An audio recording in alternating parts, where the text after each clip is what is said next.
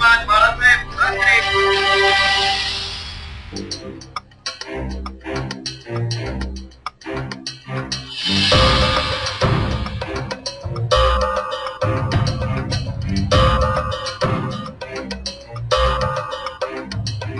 बाला साहब ठाकरे का अंदाज दूसरों से जुदा था। शौक के मामले में भी उनका अंदाज निराला था। पहले वो बंद गले का कोट पहनते थे, लेकिन बाद में उनका भेष बदल गया। तन पर गेरुआ या सफेद कुर्ता, हाथ में छोटे छोटे रुद्राक्ष की माला और आंखों पर फैंसी चश्मा।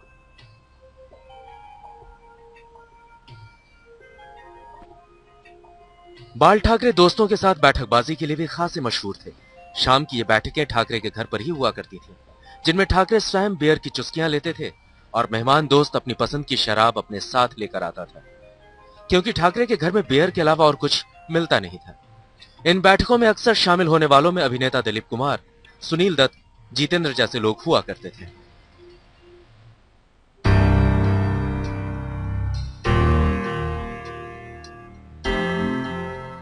ठाकरे का बियर पीने का अंदाज भी अनोखा था। आमतौर पर बियर पीने वाले ठंडी बियर पीना पसंद करते हैं, लेकिन ठाकरे सामान्य तापमान वाली बियर पीते थे। वो भी पहला ग्लास एक सांस में खत्म करने के बाद अगले पैक से चुस्कियां लेना शुरू करते थे।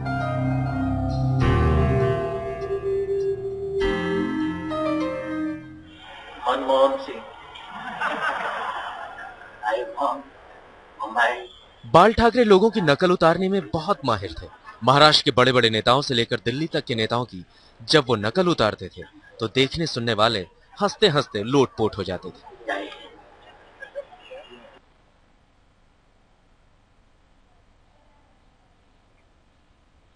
उम्र बढ़ने के साथ जब डॉक्टरों ने बाल ठाकरे को बियर पीने से मना कर दिया तो उन्होंने वाइन पीनी शुरू कर दी थी। तब महाराष्ट्र की कुछ वाइनरीज खास तौर से उनके लिए वाइन बनाकर भेजा करती थी। लंबे समय तक शिवसेना में रहे छगन भुजबल जब अरसे बाद ठाकरे से मिलने उनके निवास मातोश्री गए थे तो अपने साथ विदेशी वाइन की 2 बोतलें भी ले गए थे।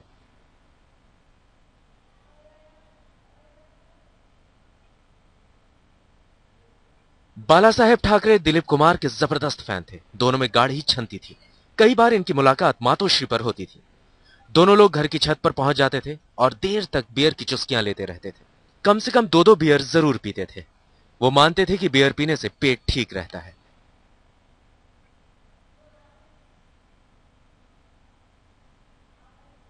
दिलीप कुमार के साथ बाला साहब ठाकरे की घंटों गपशप चलती रहती थी। ये निजी बात थी, लेकिन सियासत के मैदान पर उन्होंने दिलीप कुमार का तब विरोध किया था जब दिलीप कुमार ने पाकिस्तान के सबसे बड़े नागरिक सम्मान निशाने इम्तियाज को कबूल किया। बाला साहब चाहते थे कि दिलीप कुमार यह सम्मान पाकिस्तान को लौटा दे।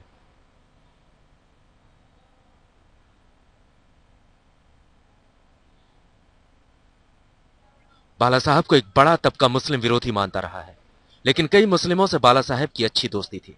विवादित चित्रकार मकबूल फिदा हुसैन का विरोध शिवसेना ने जरूर किया, लेकिन एक सच यह भी है कि बाला साहब और मकबूल फिदा हुसैन में अच्छी दोस्ती थी।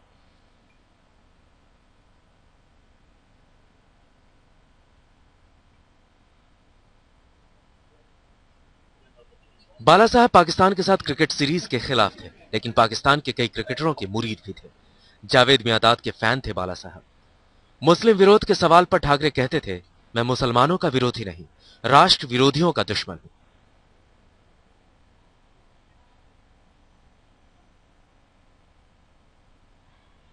बाल ठाकरे को बचपन से ही कार्टून बहुत पसंद थे। टाइम्स ऑफ इंडिया में बॉर्नबेरी के कार्टून छपते थे। एक दिन जब वो बॉर्नबेरी के कार्टून देख रहे थे तभी उनके पिता प्रबोधनकर ठाकरे आ गए। उन्होंने बाल ठाकरे से भी वैसे ही कार्टून बनाने को कहा।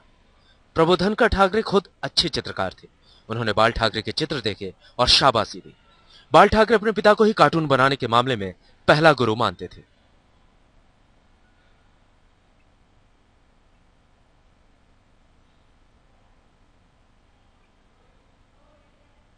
एक दिन बाबूराव पेंटर प्रबोधनकर ठाकरे के घर आए थे। दीवार पर एक चित्र देखकर उन्होंने पूछा कि ये किसने बनाया है। प्रबोधनकर ठाकरे ने बताया कि इसे बाल ठाकरे ने बनाया है। बाबूराव ने बाल ठाकरे से पूछा, क्या करना चाहते हो? बाल ठाकरे बोले, जे स्कूल ऑफ आर्ट्स में एडमिशन लेने जा रहा हूं। यह सुनकर बाबूराव प्रबोधनकर ठाकरे से बोले, इसे स्कूल मत भेजो, वहां जाकर इसका समय ही बर्बाद होगा। इसमें प्रतिभा है, चाहो तो इसे मैं अपने साथ कोल्हापुर ले जाकर अच्छा चित्रकार बनने की ट्रेनिंग दे सकता हूं। बाबूराव के मना करने के बाद बाल ठाकरे कभी कॉलेज नहीं गए।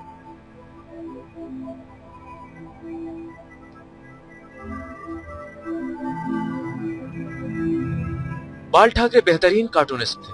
उनकी तुलना आर के लक्ष्मण से होती थी। आज के कार्टूनिस्टों का भी यही मानना है कि आर के लक्ष्मण के कार्टून में उनका विषय मजबूत होता था, जबकि ब्रश चलाने के मामले में बाल ठाकरे लाजवाब थे। आर के लक्ष्मण से उनकी अच्छी दोस्ती थी।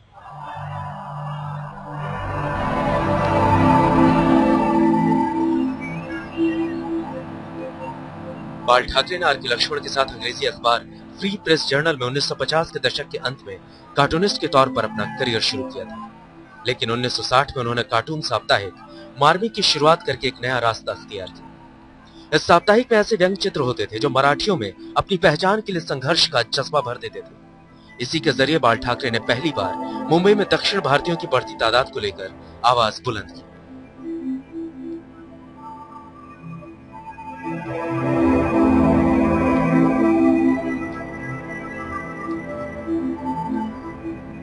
बाल ठाकरे मानते थे कि वो जिस मुकाम पर पहुंचे हैं वहां तक पहुंचने में उनका कार्टूनिस्ट होना सबसे बड़ा हथियार साबित हुआ है। पिछले दिनों एक इंटरव्यू में उन्होंने कहा था, अगर हमारे हाथ में कूची नहीं होती तो आज समाज में जो भी स्थान मुझे मिला है वो कभी नहीं मिल पाता। व्यंग्य चित्र बनाने के लिए हाथ और आंखें सही होनी चाहिए। आज तो हमारा हाथ कांपता है, लेकिन पहले मेरे व्यंग्य चित्र देखकर अच्छे अच्छे राजनेता कांपते थे।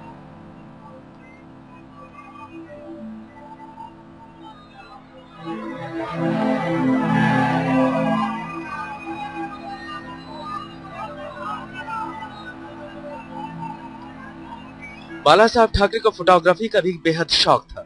मशहूर फोटोग्राफर रघु राय 1990 के दशक में बाल ठाकरे की तस्वीरें खींचने के लिए मातोश्री गए थे। वहां उन्होंने तय किया कि टाइगर और शिवाजी की तस्वीर के साथ बाला साहब की तस्वीर खींची जाए। वहां उन्हें इसमें कुछ वक्त लग गया। तब तक बाला साहब वहां आ चुके थे और इंतजार करते रहे। जैसे ही घड़ी में 12 बजे बाल ठाकरे ये कहते हुए उठ गए कि अब उनकी बियर और सिगार का वक्त हो चुका है और अगर वो चाहें तो सिगार पीते हुए उनकी तस्वीर ले सकते हैं।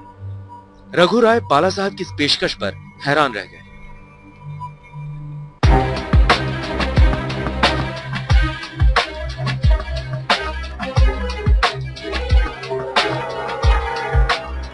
बाला साहब ठाकरे कभी महाराष्ट्र के बाहर नहीं गए।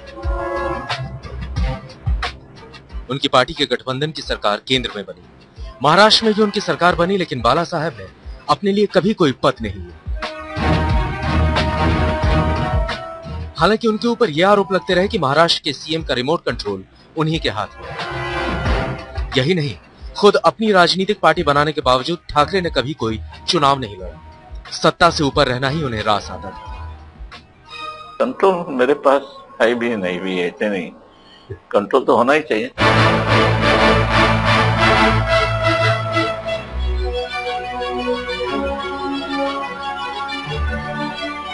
बाला साहब को जब कोई महाराष्ट्र का शेर कहता था तो वो बहुत खुश होते थे। उनके सिंहासन के पीछे दहाड़ते शेर का मुंह दिखाई देता था। बाला साहब किंग थे और किंग मेकर भी। अपने बेटे उद्धव ठाकरे को भी वो किंग मेकर ही बनाना चाहते थे।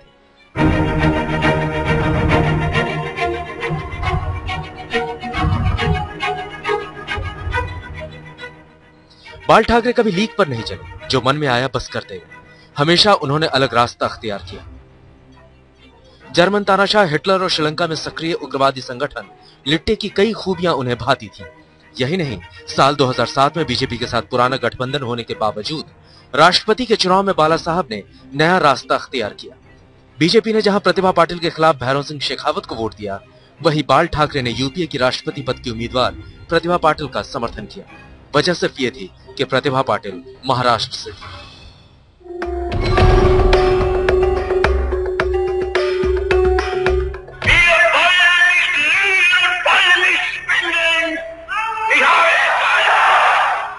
बाला साहब जर्मन तानाशाह हिटलर के जबरदस्त फैन थे। उनके भाषण देने के अंदाज में भी हिटलर का अक्स साफ दिखाई देता था। एशिया वीक को दिए इंटरव्यू में उन्होंने साफ कहा था कि मैं हिटलर का बहुत बड़ा प्रशंसक हूं और ये कहने में मुझे कोई शर्म नहीं है। मैं ये नहीं कह रहा कि हिटलर ने जो तरीके अपनाए वो सही थे, लेकिन हिटलर बहुत बड़ा नेता था। वो बहुत अच्छा वक्ता था। उसके पास पूरे देश को साथ लेकर चलने की ताकत थी। उसके साथ भीड़ थी। ठाकरे ने उस इंटरव्यू में खुद की तुलना भी हिटलर से की थी। ठाकरे ने कहा था, हिटलर में बुरी और अच्छी दोनों क्वालिटी थी, मुझ में भी बुरी और अच्छी दोनों क्वालिटी हो सकती है।